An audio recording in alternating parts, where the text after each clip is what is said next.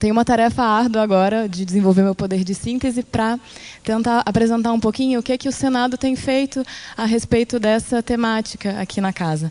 É um tema difícil de ser abordado, é um tema polêmico, e a gente, né, se deparou com essa carência até legal e jurídica de instrumentos para que a gente possa fazer isso. Então, dentro da esfera da qualidade de vida, há um tempo atrás a gente começou a estudar o tema. Desde 2013 a gente vem feito visitas e tem feito se deparado com as pesquisas em relação ao tema e visto o tanto que é difícil, né, lidar com essa questão. Eu vou tentar passar rapidamente, eu preparei uma apresentação, vou pular algumas coisas só para que a gente... Porque possa dar para vocês, gestores, alguma noção assim, bom, então, diante desse tema, o que eu, gestor, posso estar fazendo no sentido de prevenir quais recursos, quais canais a casa oferece e está em vias de oferecer para poder, enfim, dar algum alento, alguma esperança de que a gente vai conseguir estar prevenindo essas questões e mudando assim alguns cenários que a gente sabe que no dia a dia acabam acontecendo como em qualquer outra instituição. Então, eu tenho aqui um dado de uma pesquisa de 2010, só para trazer um pouco da realidade da casa. Foi uma pesquisa que foi feita em relação ao Código de Conduta, que foi para subsidiar, e uma das perguntas estava relacionada a esse tema. Então, foi uma pesquisa feita pelo Data Senado, que constatou que 44% dos respondentes, em primeiro lugar, não se sentem à vontade para fazer denúncias de comportamento imoral dos funcionários. E aí, em comportamento imoral, a gente sabe que a violência do trabalho também está presente. 39% acreditam que casos de assédio moral são comuns no Senado Federal, 35% acreditam que há casos de assédio sexual no Senado Federal e 27% conhecem casos de discriminação de profissionais por gênero, raça, religião ou orientação sexual. Essa é uma pesquisa de 5 anos atrás, logo a gente não tem como comparar com a realidade atual, muito embora a gente tenha outros instrumentos, como a pesquisa de clima organizacional, que foi aplicada recentemente, que os dados estão sendo analisados. Ou seja, além disso, a gente, enquanto serviço, né, se deparava realmente com, às vezes, pessoas que chegavam até nós e falavam, e agora? O que eu faço? Estou passando por uma situação. E a gente sabia da dificuldade de lidar com isso. Então, o que a gente fez diante desse desafio, que não era nem um pouco pequeno, né? As justificativas, eu acho que a gente não precisa se estender do porquê da importância de ter um programa como esse dentro de uma instituição, porque as pessoas realmente ficam muito desprotegidas e descrentes de que a realidade vai mudar. Então, assim, eu estou sofrendo violência no trabalho, mas o que vai mudar? Como a casa pode me ajudar a estar, enfim, revendo essa questão, ou estar me protegendo, ou estar interrompendo o ciclo de violência? Então, a gente teve algumas referências, a Organização Mundial de Saúde, a OIT, o Instituto Ético de Responsabilidade Social, as próprias leis e projetos de lei na esfera estadual e municipal e federal, a gente ainda não tem esse amparo, né? E aí, o que a gente percebeu? Enquanto serviço de qualidade de vida, a gente tinha uma possibilidade de atuação muito pequena, né? Porque somos um serviço dentro de uma secretaria tentando trazer qualidade de vida para casa, né? A qualidade de vida, e como o professor Leandro falou, a prevenção da violência no trabalho tem que ser um compromisso institucional. Não dá para ser apenas um órgão isolado levantando uma bandeira. Então, a gente se deparou com essa necessidade e começamos a fazer alianças, reuniões e parcerias dentro da casa. Então, com o próprio programa Pró-Equidade de Gênero e Raça, a questão de gênero aí, e racial como um olhar fundamental dentro da violência. Não dá para olhar a violência sem olhar essas questões.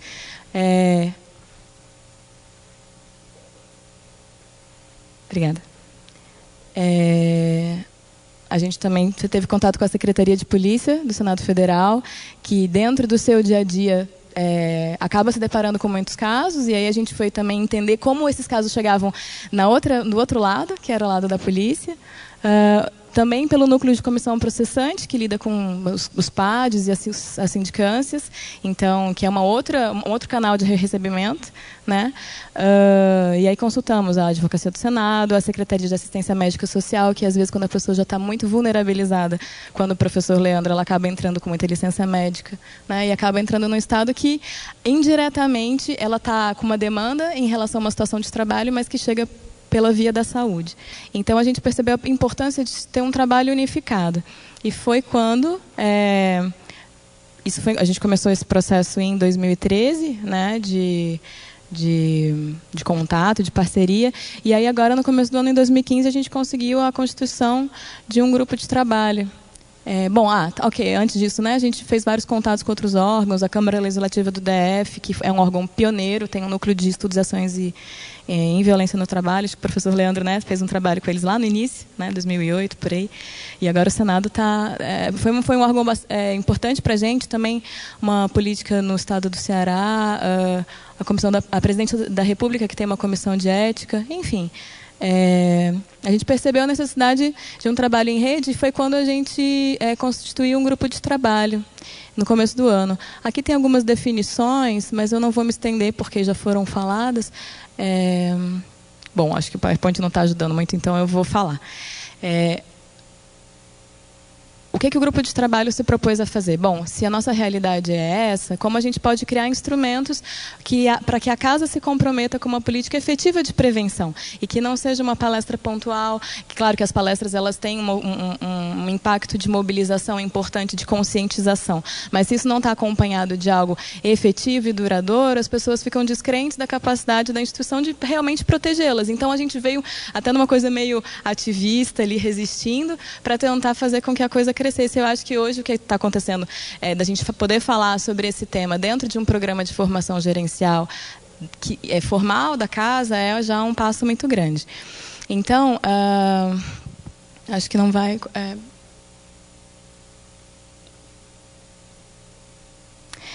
Em primeiro lugar, o que a gente fez...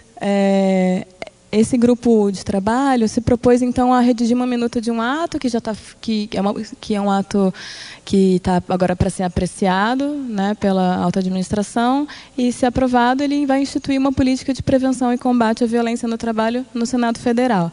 Então a gente pensa nessa política não só em termos de responsabilização administrativa, criminal, penal, que seja, mas principalmente da prevenção, da educação, da sensibilização, para que a gente possa transformar, para que as pessoas possam ter, então, conhecimento do que é isso, como eu posso prevenir e, uma vez acontecendo, que meios eu tenho para que essa situação se transforme.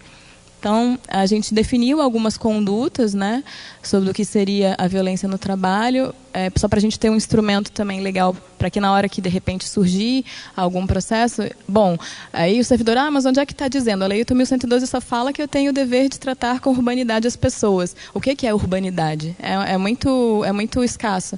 Então, a gente se preocupou com esse GT em definir, né, na redação dessa minuta, em definir esses comportamentos. Acho que eu não vou ler todos, porque eles são extensos e publicado o ato, vocês vão ter oportunidade de entrar em contato também. E a ideia é que a gente faça isso seja um passo inicial e a gente possa estar falando sobre isso detidamente, não só para os gestores, mas para todos os servidores, né? Definição. Então, o objetivo geral desse programa é o desenvolvimento e a manutenção de relações de trabalho não violentas no Senado Federal, baseadas no respeito e na dignidade da pessoa humana. É algo para frente, a gente tem que pensar num objetivo amplo.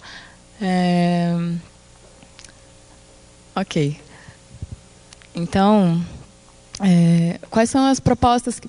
Fala da realidade, o que acontece hoje, né? Eu vou aqui apresentar uma proposta de minuta, mas hoje, o que os gestores têm como instrumento? O que a gente tem, e a gente está agora trabalhando no sentido de fazer uma rede, é que, como eu falei, os casos eles chegam de forma pulverizada. Então, dentro do serviço de qualidade de vida, a gente tem uma equipe, né, de psicólogos, uma equipe que tem uma escuta treinada e que é protegida pelo sigilo profissional. Então, o que isso significa? Se eu estou passando por uma situação no trabalho e eu não sei exatamente o que fazer, eu não sei o desdobramento, eu não sei se isso é violência, se isso é assédio, eu não sei quais são os instrumentos de proteção que eu tenho, eu posso recorrer, né, e procurar esse serviço, agendar uma entrevista que é sigilosa, até porque a lei nos protege, e a gente vai orientar, vai escutar. E aí, a depender do caso, porque, como o professor Leandro falou, enfim, e legalmente existem várias definições, a gente vai procurar entender a situação, e talvez seja necessário alguma outra entrevista, e apresentar alternativas. Quais são essas alternativas? Bom, em primeiro lugar, a gente está com a proposta da mediação de conflitos, que é algo que a gente vem desenvolvendo já no nível de qualidade do serviço, mas ainda de uma maneira pontual, sob demanda, ou seja, quando as pessoas nos procuram. E agora a gente está conseguindo divulgar um pouco mais esse trabalho. Recentemente, a gente fez um curso também, em parceria com a ILB, de formação em mediação de conflitos com a professora Penha, Nery, da UNB. E a ideia é que, bom, primeiro esse primeiro curso foi formando a nossa equipe, né, nos dando também mais instrumentos para poder oferecer a mediação, que é um instrumento realmente importante, assim, que as pesquisas, os estudos apontam como um caminho efetivo na prevenção da violência ou na interrupção do ciclo de violência. Então, esse primeiro módulo, a gente teve participação de um grupo menor e a partir do ano que vem, enfim, e também com a publicação da política que a gente torce, né, para que agora aconteça o quanto antes, é que a gente possa oferecer isso de uma maneira massificada, para que os gestores também possam ter acesso. Então, está tendo conflitos no meu trabalho, como eu posso impedir que isso gere um ciclo de violência constante que pode chegar, inclusive, ao assédio moral, né? Como o professor Leandro falou. Então, a gente não quer um programa de prevenção ao assédio moral, a gente quer um programa de prevenção à violência no trabalho, para que não chegue a virar o assédio moral, né? Para que a coisa não seja reiterada. Então, a pessoa vindo até nós, um dos instrumentos que a gente oferece é a mediação de conflitos, que vai acontecer quando todos os envolvidos se disponibilizarem a participar. Outros caminhos são, claro, isso vai depender muito da vontade de quem está ali e da situação, mas é realmente a representação formal, no caso dos servidores, né? Então, na verdade, assim, né, como servidores públicos, todos nós temos o dever de representar contra irregularidades. Então, em tese, esse silêncio que às vezes acontece, legalmente não poderia acontecer, né? Mas a gente sabe que existem outros fatores subjetivos e emocionais que dificultam mesmo para que a gente leve as coisas adiante. Mas um dos caminhos é a representação, a denúncia, por assim dizer, e a gente sabe que em alguns casos, principalmente os mais recorrentes, os mais difíceis, aqueles que a gente tem menos esperança de transformação, são os que mais necessitam de uma intervenção formal, né? Então, às vezes é necessário, embora a gente precise educar, a gente precise transformar e precise oferecer a mediação e outros instrumentos, às vezes realmente só a representação formal ou a própria atuação da polícia legislativa, porque alguns casos, né, de violência no trabalho estão, inclusive, tipificados aqui como crime ou como contravenção penal, né? Então, nesse grupo de trabalho, a gente teve contato com o pessoal da polícia e exemplificamos, inclusive, alguns deles, né? O próprio assédio sexual, que está no Código Penal, ato obsceno, importunação ofensiva ao pudor, injúria, calúnia, difamação, desacato, racismo, constrangimento ilegal, ameaça, vias de fato, lesão corporal. Então, bom, diante desse cenário, uma vez se deparando com uma situação, agora a ideia com a política é que a pessoa possa procurar essa rede. E aí essa rede, digamos assim, a porta de entrada seria o serviço de qualidade de vida. Então a gente tem essa escuta sigilosa e aí, a depender do caso, a gente pode entrar em parceria junto com esses outros atores da instituição, como a polícia, como o núcleo de comissão processante.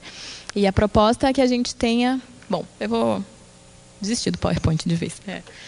Mas é isso. Então, esse seria claro que com a aprovação da política a gente vai estar divulgando isso de uma maneira muito mais maciça e é importante que os gestores também se comprometam com a disseminação dessas informações e falem sobre a importância do tema e sensibilizem e estejam atentos, né? Eu tinha um slide aqui, vamos ver se ele aparece agora, um pouco sobre a questão da participação do gestor. Eu não sei mais onde está. Pontos importantes. Bom, que era justamente sobre o que o gestor é fundamental na prevenção da violência no trabalho. Então, identificar e colocar regras no sentido de que esse tipo de comunicação não é tolerada. Né? Saber identificar sinais de comunicação violenta e desrespeitosa, favorecer o diálogo e a mediação de conflitos. Né? A gente percebe que na base de tudo isso, muitas vezes está uma dificuldade imensa das pessoas exporem as suas questões e tratarem elas de uma outra forma. Então, a gente acredita realmente que a prevenção e a mediação ela pode ser um instrumento efetivo. E também a importância do gestor conhecer, por isso a gente resolveu falar sobre isso aqui para vocês, né, um pouco, conhecer quais os instrumentos que a casa oferece e, enfim, e representar, né? Orientar, buscar orientação e encaminhar casos de violência no trabalho aos canais oferecidos pela instituição e representar contra comportamentos inadequados. Eu falei aqui um pouco sobre o trabalho, né, do GT, que foi um grupo constituído por vários órgãos da casa. Mas, enfim, acho que a gente está se aproximando do fim. Eu agradeço realmente a todos que ficaram até o final. Esse é um tema importante e espero que futuramente a gente consiga fazer mais eventos como esse. E me coloco à disposição também ali no Serviço de Qualidade de Vida para estar orientando, para estar ajudando de alguma forma as pessoas que tiverem alguma questão. Ok? Muito obrigada. Bom dia.